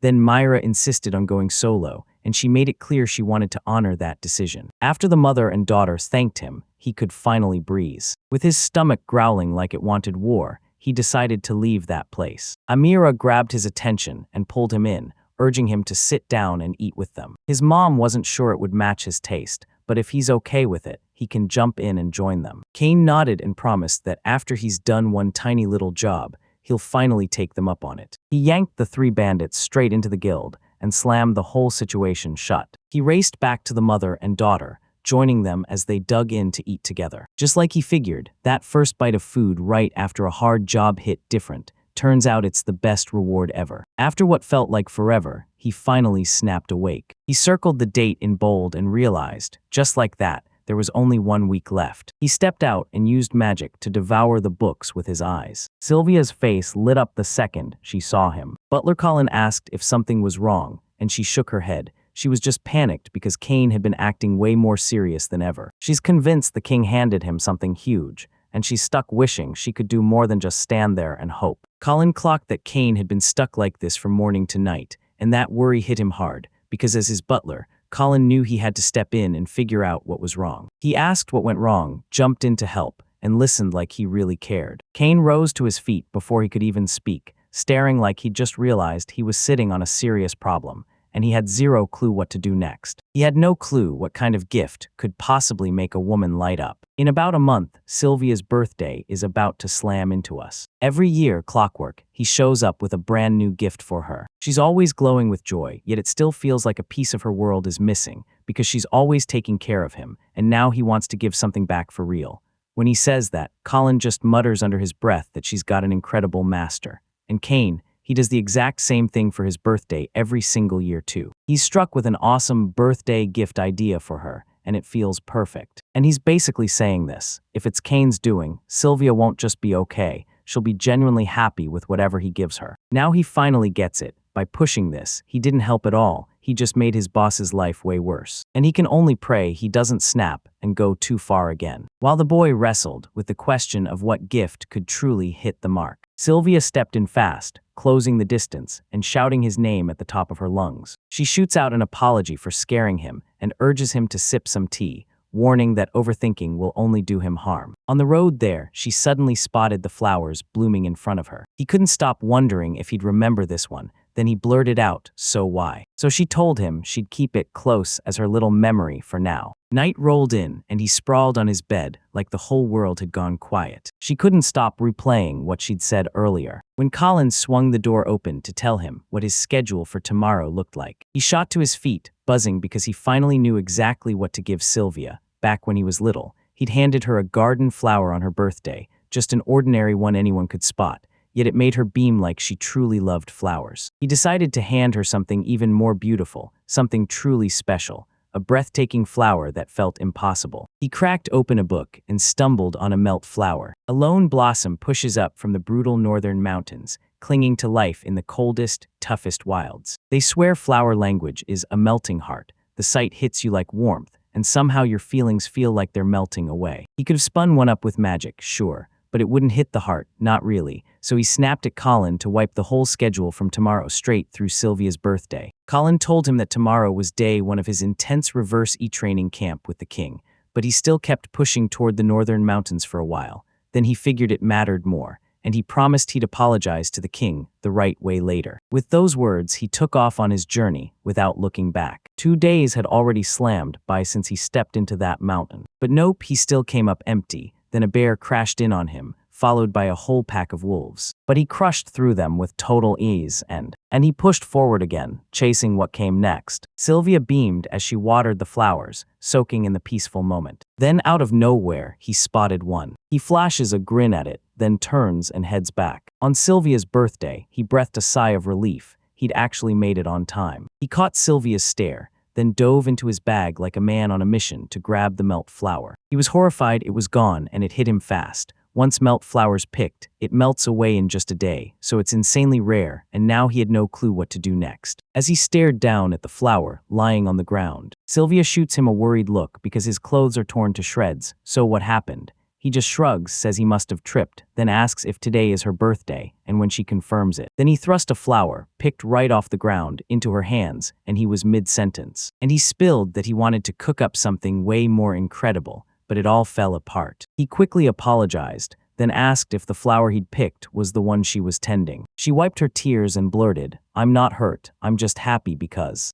that flower meant everything to her. He always showers her with wild, extravagant gifts, but she's already glowing, because all she really wanted was him to remember her birthday. This was the very first special flower he ever dared to hand her." That's when it hit him. Turns out it's not about what you give. That's the real reason it matters, because he showed up with a grin and greeted her, "Happy birthday." He looked at her and thanked her for everything she does. Sylvia lit up and told him, straight from the heart, that this flower ended up being the best birthday she'd ever had. The side butler Colin breathed a sigh of relief. Everything worked out perfectly. "Oh, and by the way, this flower, it's a granny's flower." Flower language, huh? Thanks, always, no matter what. Tafana and Kane marched through the town, soaking in every step like they had somewhere huge to be. You could tell everyone was buried in work, frantically moving like they couldn't afford a second to spare. In Esfort, they throw a massive week-long festival to welcome the dead back home, and there's a terrifying legend. Every 10 years, the souls return to their families. As he stared into the distance, a familiar feeling hit him,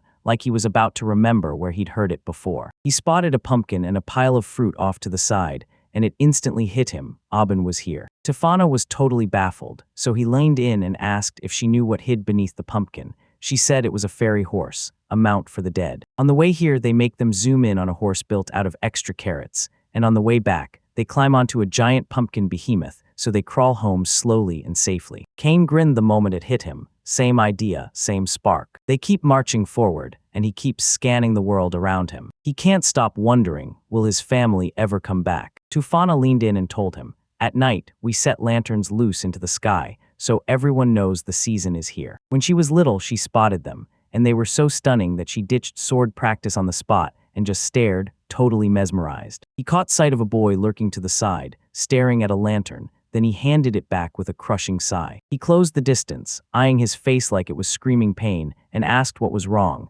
Then the kid shrugged and said it was nothing. Understanding this kid had clawed his way out of the slums. He slapped his name down first and demanded Roy's name. Then, when Roy finally introduced himself, Kane leaned in and promised that if Roy spilled what was tearing him up inside, he might actually be able to help. Roy couldn't believe it. He was just a kid after all. So Tafana leaned in and told him Kane was solid, swearing that even a quick conversation could make all the difference. "Roy told me how a bunch of bad guys snatched the money he'd been saving to buy a lantern, and then, without fighting back, he just got beaten up and couldn't do a thing. Now he's stuck. There's no way he can welcome his dad and mom back. Grabbing a lantern would be a breeze, but Kane refuses to stop there. He's determined to do something that genuinely helps Roy." A wild thought struck him out of nowhere, and he muttered that everything around here has been brutal lately. If someone came through for him, he'd probably fork over enough coin to snag a lantern as thanks. Tafana hesitated at first. Then the moment she understood, she muttered that the night crew was short on people too, and they could seriously use one more helping hand. Roy shot his hand up and asked if he could do that kind of work too. The two grinned back at him, silently sealing the deal with those nods. Fresh out of the bath, a butler hurried in and helped him slip into fresh clothes. After his session of learning to serve alongside Sylvia, he snapped the fabric outside to dry, letting it billow in the open air, and then he throws himself into brutal training with the knights. Tafana and Kane kept watch from the side as night rolled on. After grinding through it all, he finally got paid big like, the kind of paycheck that feels earned. Roy dashed toward a lantern like it couldn't be missed. Tafana and the two others watched from behind, and Tafana thought, helping Roy is great, but wouldn't it be easier if we just handed over the money right away? Kane nodded, then stopped himself. He made it crystal clear he wanted the kid to trust himself, right when 3 bad guys blocked his way. He claims the money is all his. Kane jabbed at Roy and told her, "You're not the same anymore, something's changed." One of the guys swung a punch, but Roy ducked and dodged it, only for the punch to slam straight into his own comrade. Rage ripped through him as the guy drove another punch into his face. He shot out of the way at lightning speed, and the guy's punches slammed into the pig instead. Pig got clocked so hard he blacked out and crashed down in front of his 2 comrades. Tafana finally got it. Kane didn't just hand Roy a fish. He drilled the skill into his bones and taught him how to fish for real. She was already bursting with joy, practically counting on it because her husband promised it. Kane flashed a grin, already plotting how to turn this country into something even greater. If he pulls that off, he'll stand up to his dad and mom with pride blazing in his eyes. Finally, Roy snatched up a lantern and held it out to them like, "Look at this." He ran out to the open field and helped him light the whole place up. When Tafana catches Kane's gloomy face, she mutters that he's got a wonderful fiancé now. She has to throw herself into this festival and savor every second, so she can go back and tell her ancestors she truly lived it. Roy set the lantern free, right into the night. Kane snapped his gaze up at the sky, wondering if his parents were watching from somewhere out there, too. He told them he was doing everything he could, then practically begged them to keep an eye on him. After a while, Kane suddenly ran into his teachers inside the guild and told them he'd go hunt the giant behemoth everyone had been whispering about. Millie was so sure she could smash through it in a heartbeat. He nodded and agreed. Then the king's words slammed back into his head. Beating that behemoth was fine, but don't you dare torch the whole forest again. A sudden argument erupted across one of the tables, yanking all of their attention in the blink of an eye. Gio couldn't believe it, no swords at all. Ray snapped back that they truly didn't need them, because last time it wasn't steel that ended the fight, it was a magic attack, period. And honestly, she said swords just aren't that useful for everything anyway. Gio shot up and reminded her. He was the one who ground it down just so she could finish it herself, and for now she just stood back, watching. Nina thrust herself between them and snapped the tension down before it could explode. While Gio tried to figure out if Mina really understood him, Ray leaned in and told Mina he was spitting the most ridiculously off-the-wall things. When Millie agreed with Gio, she admitted the truth. Usually it was her who had to wear down the monsters. Nina's gaze sharpened like it finally clicked. Together they were always healing, guarding, and making it all work, no breaks. And Ray nodded hard, saying mages don't just stand around. If swordsmen charge in, mages have to stay razor alert too. And yeah, swordsmen really believe that fighting on the front line makes them automatically cool. The whole guild went dead quiet, right up until the swordsmen and mages kept on snapping at each other. Kane watched them in stunned silence, and the dread hit him. This had gone bad fast. Lydia leaned in and told him, "Look, this stuff really happens sometimes, like the age-old fight between magic and swords all over again." He grilled her, wondering if she'd actually stop them, but she just knew once things hit that point, there was nothing left to do but sit there and watch it unfold. And after all those arguments, the adventurers burst out of the guild, splitting up and vanishing down their own roads. Outside, Millie sat there, then a stranger rolled up. He totally thought it was Nina, until he saw it was Kane. Millie had no clue what to do, and the panic started creeping in. Because she blurted out a sentence she had no business ever saying. But she's still convinced of one thing: she can't afford to lose. When it matters most, it's this sword that has to shield Nina, so she has to be stronger than Nina herself. Meanwhile, Nina was sulking hard when he finally came up to her. And she realized right then, if she stayed in the back line, she couldn't let Millie get dragged into danger, so she decided she'd have to be stronger than any sword fighter out there. Kane let out this awkward chuckle, and then it hit him. His teachers were literally the same. They care about each other more than anything. There's just one tiny hitch. Their gears aren't quite lining up yet. If one of them just swallows their pride and apologizes, it'll still sting like hell, and it'll leave a scar that shows up later. After the rain, the saying came back to her: the ground hardens, and Lesha immediately rallied every adventurer to the guild, pushing them to finally settle who was truly the strongest. Then a heavy sigh ripped out of her, because she just realized it was always her job to clean up the mess when the guild's property got wrecked. Kane thinks the best way to settle who's stronger is to throw down for real, but he's not stopping there. He's ready to take it even further. He stared down the quest like it was staring back. When he spotted that request about subjugating the behemoth,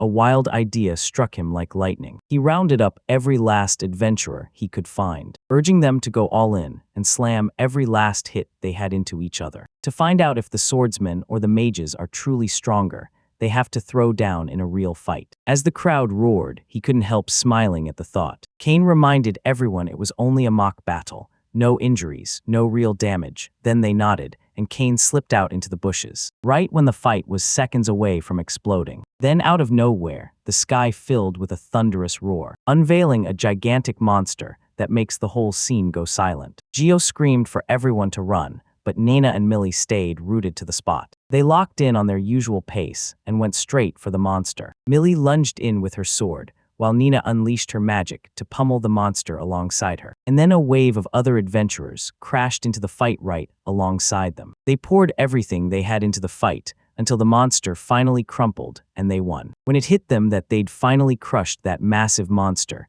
it all felt unreal. They locked eyes and broke into smiles. Kane suddenly erupts out of nowhere and starts barking a lecture at them.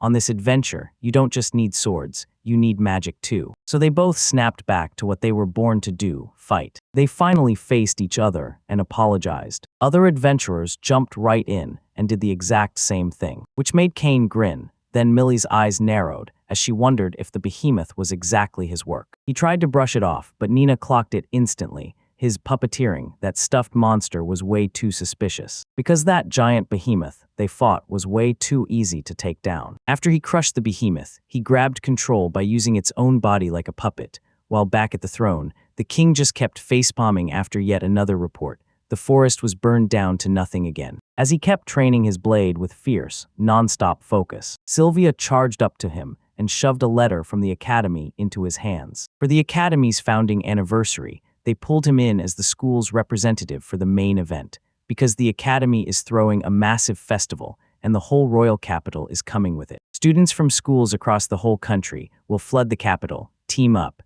and go head-to-head in 3 brutal events to crown the single most outstanding school. Hosting their founding anniversary at the academy, Kane smugly tells himself they're safe because they've got him. He's incredible, sure, but he just wishes his power wouldn't get stamped all over the place still. Once he's been chosen, he'll go all in. Next, Sylvia was buzzing with excitement as she packed up his things.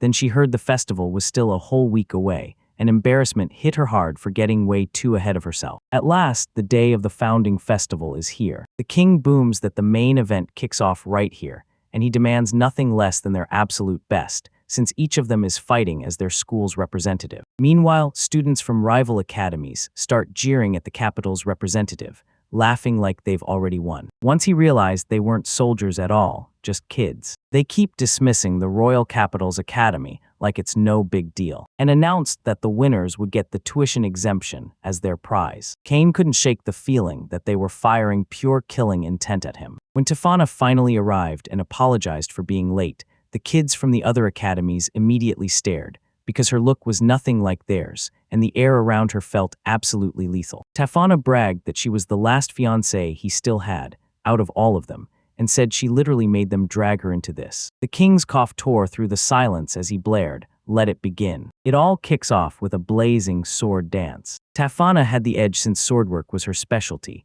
and when Kane said he'd go all out like always in sword practice, it was game on. The students stared at him, baffled, like, how could he even show up without knowing what a sword dance is? A sword dance for 2 isn't something you master overnight.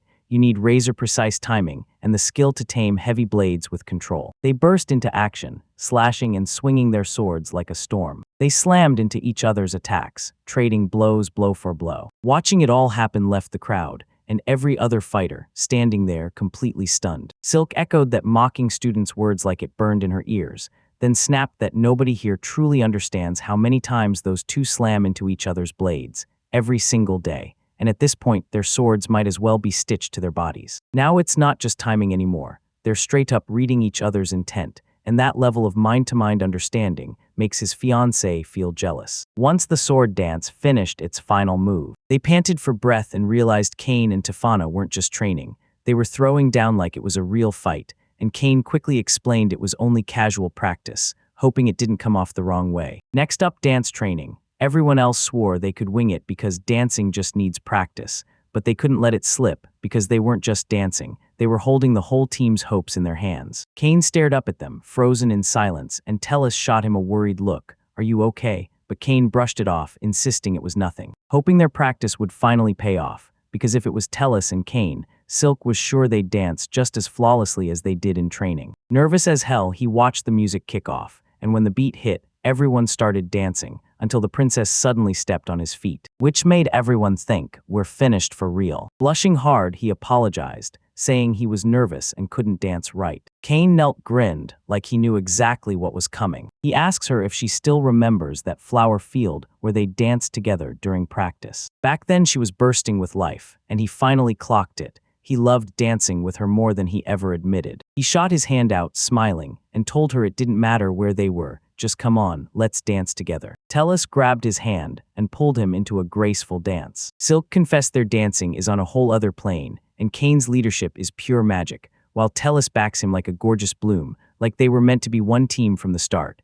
And somehow, Tefana couldn't help feeling a little jealous. Right after the dance event, then the chaos paused, just long enough for them to catch their breath before the next event hit. The last challenge was a mind-blowing puzzle labyrinth, so Kane had to bank on Silk, because she's a commerce major. But she's nowhere, completely missing. And he ordered Tefana to babysit the princess, while he dashed off to hunt down Silk. He spotted her perched on a circular pond, like she'd been waiting for him, and he asked if she felt sick. Silk shook her head, apologizing as if she'd caused a disaster, and the fear hit her hard that she might never be able to match him perfectly. Tafana is straight up unstoppable, Telly's is pure kindness, and when she dances, everyone's eyes lock on her like they're under a spell. And she just figured she didn't have a thing like that. Kane asks her, "Do you remember that day we all met up right after we announced this event?" She was the one who told Tafana to stay in her usual groove, and she was also the one who taught Telly's to start by hammering out the body's strength, the foundation that makes dancing work the right way. She's the one who gently broke it down for Tafana, explaining what a sword dance is, just in case,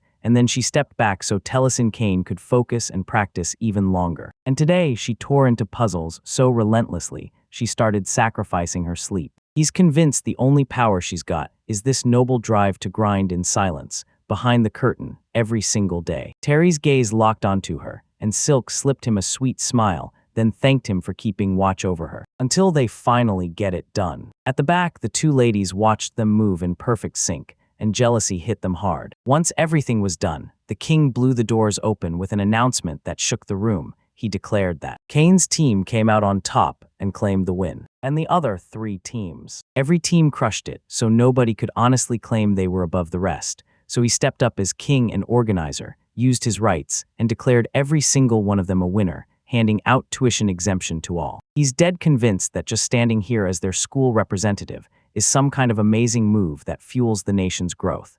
And even if those lines started with Kane and the others, it gives him the perfect excuse to jump right in and run with it. Even though Kane's team hit the hardest, they got disqualified because the knight captain was mixed in with the students. Tafana pressed her palm to her forehead and blurted out an apology for totally forgetting those details. The students burst into laughter before they even managed to apologize. The truth hit them. They were completely blown away by Kane's team's performance. Kane waved it off like it didn't matter, and somehow that calmed everything down, because every single one of them is just doing their best. Next year, if they're holding another founding festival, he'll line them up and invite them to tear into another round of fighting. And just like that, the founding festival kept roaring on, day after day, without slowing down. And the wild celebration dragged on until the night sky couldn't hold any more excitement. Meanwhile, Palmer and Kane look absolutely crushed. He promised he'd cook up a new product to follow reverse, but man, it's turning out way harder than he thought. In a world where entertainment barely exists, he couldn't stop wondering what he should even bring to people. He could build a game console with creation magic, but that would mean shoving his own beliefs down everyone's throat. Palma wonders what's wrong with him since he's not buried in duties or studies, because people keep running to him for everything under the sun. Kane just smiles and tells her it's okay, and that even this kind of free time is something to enjoy and unwind. And honestly, he loves chatting like this with her. Back then, she couldn't even imagine they'd land in a moment like this. When they first met, she never pictured herself sitting here chatting with him, asking, "Do you remember the first time we met?" They jumped up to reenact the fast. Back then, she couldn't find her way back, like the world swallowed the route she needed. But he helped her hunt for her dad, and Kane couldn't believe it. She remembered everything down to the tiniest detail, like she was born to steal the spotlight. Palma has zero clue what a leading lady even is, but the thrill of trying on a whole new version of herself, or rather him, caught fire. And right after that talk, a wild idea slammed into his head. When he finally marched up to the king, he demanded a theater be built so they could stage that very play. The king slammed his approval down like a final verdict. The second the plan was set, the theater's construction kicked off right away. Kane hauled the actors in and told them, straight to their faces, that he wanted them to put on a play. After breaking down the whole role-playing setup, he told them you'll be fine, because he'd already tested their potential and knew they'd stand strong. If they team up, they'll craft an insanely awesome show that leaves everyone cheering. Oh, and there's one more guest he's invited. But he's pretty shy, and it was Yudia in a full wolf costume, who said yes to his invite since she had time, and she was genuinely curious about his idea. And with that, the preparations roared right back into motion. Right up to the moment the performance finally arrived. Palma looked totally on edge, like her nerves were screaming. He got so embarrassed after realizing there were tons of people watching. At last showtime, everybody's buzzing because it's their first time seeing a play, and the place is packed wall to wall. Kane turns to the actors and urges them to whip up the best Little Red Riding Hood they've ever seen. The actors hurried to their marks and lined up, ready for the moment to explode. But Palma's nerves still wouldn't quit. Her lines slipped out of her head as if they'd vanished into thin air. Kane can't even blame her. This is her very first time stepping out in front of a crowd this massive. After all that grueling practice, she's finally ready to step into the spotlight and prove to everyone what kind of actress she truly is. He stormed onto the stage and shot his hand up, ripping the air apart with an explosion. Then it detonated into fireworks, everyone watching in pure shock. And they erupted into loud clapping, hands crashing together with excitement. He leaned in and promised her everything would be okay, because every single person had her back. And he's seen every ounce of effort she's poured into it, and it's hit him hard. He ripped through the crowd, shouting every single name like he couldn't miss a soul. And with that, the role play finally kicks off. A little kid in a Red Riding Hood pops onto the stage, and suddenly the whole room locks in. Her mom shoved her toward her grandma's place deep in the forest, because grandma was sick and needed food delivered, and after the wolf figured out where she was headed, everything went deadly. It stormed into her grandma's house, tied Granny up, and sprawled on the bed.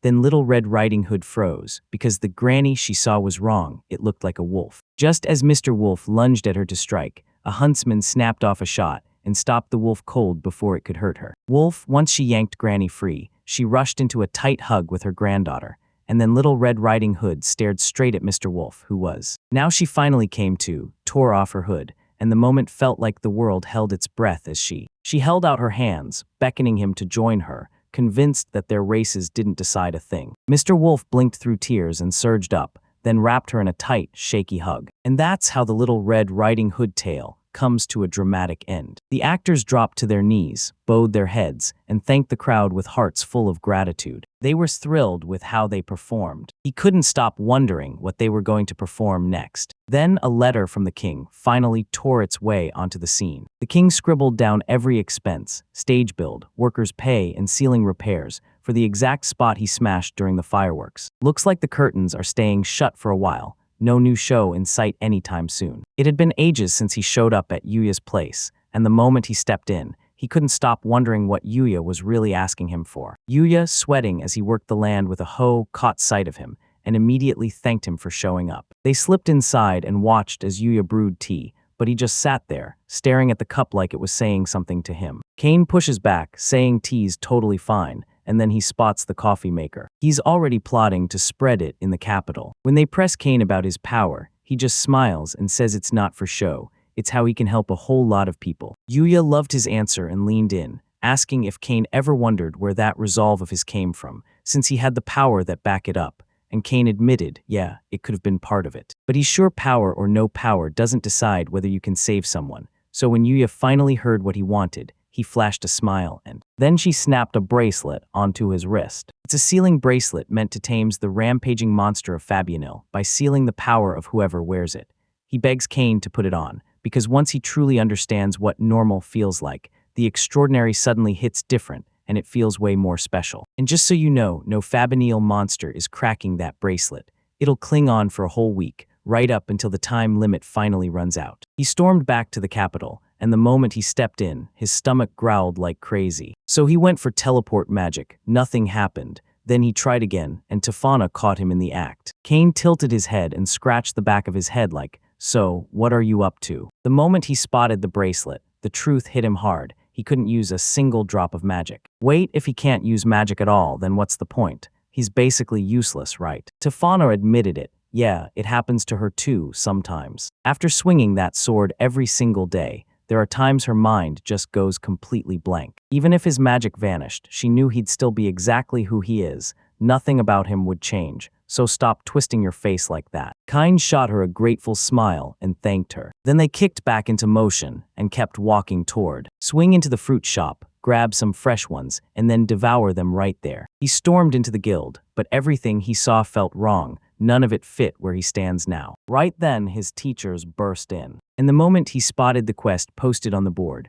about a high-class behemoth stomping across the field, his pulse kicked into overdrive. They snatched that quest before anyone else could even blink. Let him storm right in with force, no matter how badly he wanted to shut it down. So without magic, his choices shrink, except the twist is, he'd actually been sitting on a mountain of options all along, and now he's about to see the world in a whole new way. He can't bring himself to tell his teachers he's magicless right now, because he refuses to put that worry on them. When the two finally ask if he still didn't trace the target, he realizes he usually fires a search to pinpoint the target, but right now, he has zero clue where it'll even pop up from. A colossal behemoth bursts into view from behind, and they snapped into action in seconds, tore forward like lightning, and still slipped every hit to safety. Kane didn't get the blame because he clearly wasn't holding up well. After all, they picked this job for themselves, so they can deal with it. While they clash with the monster, it hits him in the moment that, if he had magic, he'd be unstoppable with 1,000 options.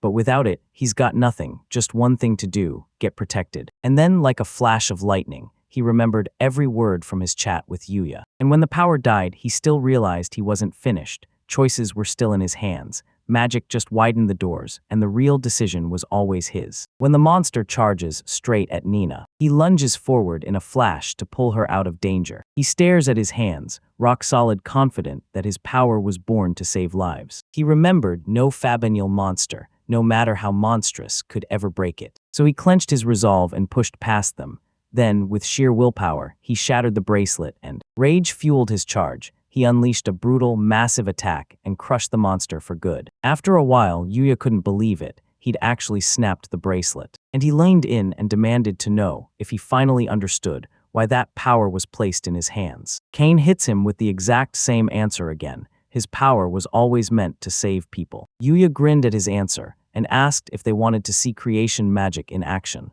like making a coffee maker out of pure magic. Kane refuses. He can't even relax the moment the king might lay eyes on that burned-out wasteland in the first place, and he just knows he'll get nailed again for overdoing it. Then Kane squared off against a demon king called Set. The demon hurls a blazing fireball straight at its target, but he slips it with insane ease, then snaps into a sidestep and swings his sword right as it goes past, and suddenly burst in from behind the boy, unleashing an attack. But Kane moved so fast that he couldn't help but. Kane blinked and Set was suddenly behind him. Then the demon got wiped out in an instant.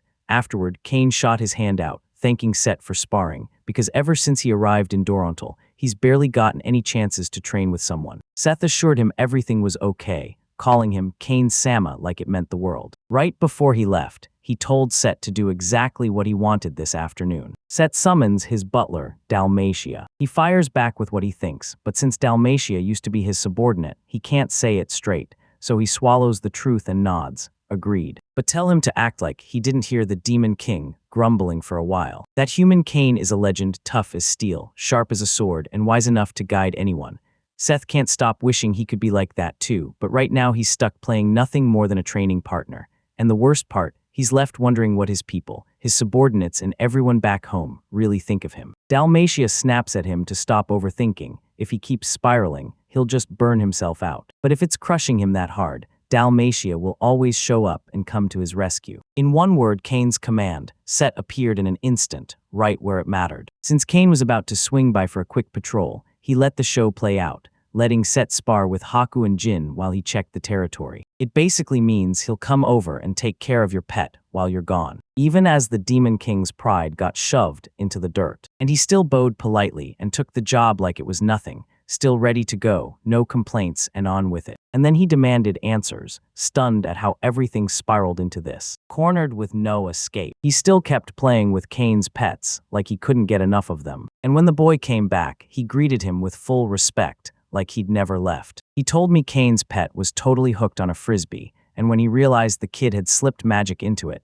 he couldn't believe how effortlessly it flew. So he asked, can you really build anything you want with total freedom? The second the kid spilled that he could crank out all kinds of stuff. He couldn't stop thinking, could Kane forge something tougher than himself? But Kane didn't even stop to think about it. Then, after a long pause, he finally did. He took a deep breath and decided to give it a shot. He slammed down multiple magic circles, and that's how they forged the Arc Golem, an anti-Kane strategic weapon built to turn the tide. Set grinned like he was up to something. He slammed his hand onto the golem, shouted the name Nornir, and claimed it as his summon. Right after the golem swore loyalty to him, he shoved his nasty dark underarm out and he forged this towering dungeon and dared the kid to take down Nornir and take him on too. If he wants to be crowned as their true master, he'll have to show up and prove himself, because Nornir and the others are already waiting for him on the top floor. Kane couldn't shake the feeling. Why in the world was he even doing something this dangerous? But then his face lit up when he realized he could finally go all out. Then Palma and the others got yanked through space and dropped straight into the dungeon. As Tafana stood there, totally stunned, she couldn't figure out why the world suddenly yanked her through a teleport to this exact spot. She locked eyes with a child, heard she was heading to give her big brother the yummy bread she baked herself, then fate dumped her here instead. Tafana was praying her brother wasn't here. Please, not him too. But when she heard her big brother was Cain, she froze, couldn't believe it. She shot the kid an apology and warned him that her future husband probably messed up again. And yeah, she'd seen him go way too far in every kind of crazy way. Because this place screams danger, she stays right beside the kid, refusing to let him face it alone. On the top floor, Set just stood there, locked on Nornir as if his eyes could stop time. Dalmatia swaggered, convinced he'd just pulled off the most daring move of his life. After they made him a pet sitter, Set thinks he's finally earned this. So with this dungeon and Nornir's power, he's going to crush Cain, take back the throne of the Demon King, and prove he deserves it. In the end, it all comes down to them leaning on Cain's power, the very golem powering this whole arc. But to face a monster like that, then stand tall against a foe so brutal, the vision that hit them was crystal clear. The Demon King they'd follow with everything they had. Set was stunned. How could the king stay so unshaken, even in a moment like this? The king trusted Cain's power completely, because he'd known Cain for years and years. If he didn't trust him, he'd never hand over his precious daughter to him. Dalmatia fired back, let's play reverse. Cain was out there having a blast, and he wasn't about to slow down ever. He went all out, crushing monsters left and right. But then he realizes climbing upstairs is a total pain. He smashed the walls above his head. After he tore through a bunch of monsters, Tiffing finally burst into the boss room. He was moments away from death when Nornir struck. Luckily, Set snapped the command to stop in time, because Cain was the real target, and he never figured someone would get teleported right nearby and still somehow make it this far. Once he heard Tafana was a knight captain, everything changed. The kid was dead sure that if she and Cain tied the knot, fear would vanish, and there would be nothing left to fear after, even with the door until. Straddling Jin, Cain tore through every ceiling of the wall as they rocketed upward, until they finally burst into the boss room. He froze in shock, spotting familiar faces he thought he'd never see again. And he told us he'd used a search first, just to make sure he wouldn't accidentally blow up right where people were standing. Out of nowhere, Nornir struck, but he snapped his head aside and dodged the attack. As he kept dodging, he realized this golem he built was moving way faster than he ever expected. He absolutely crushed it without breaking a sweat. He finished it with one brutal strike, who launched a blazing fireball straight at him. But he shot under it in a flash and dodged just in time right before he unleashed a barrage of fireballs, snapped the defenses aside with ease, deflecting every last blow, and they're laughing as they throw down, each strike more intense than the last. He didn't gain consciousness, he stayed out cold, before he launched it straight at the little girl. While Cain knew he wouldn't make it in time, he unleashed magic and shattered it completely, grabbed the kid and shielded him from the blast impact. Seeing it hits the kid with instant worry, Cain was convinced he just wanted to go all out and cut loose. And yeah, he admitted he felt the exact same way. Set had an absolute blast, and that grin told him one thing: his master is seriously strong.